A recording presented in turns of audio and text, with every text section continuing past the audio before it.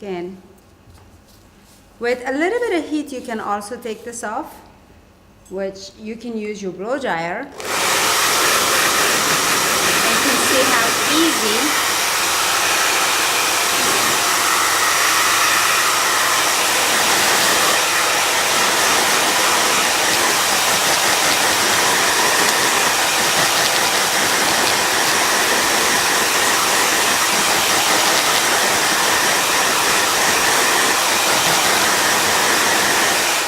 for some clients who are very, very sensitive, you can also use citrus if you want. But this comes off very easy, it's not gonna hurt.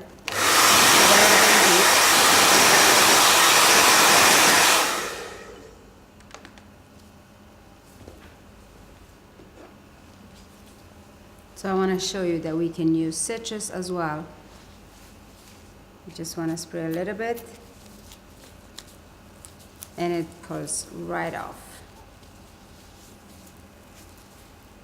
The more shampoo you do, the better it is, because what you're doing is you're taking the oil from your scalp off. So, because remember, the citrus, it's oil based. The oil will take it off. So when you're shampooing, you're actually taking the oil off, and it's easy for the hair system to come off.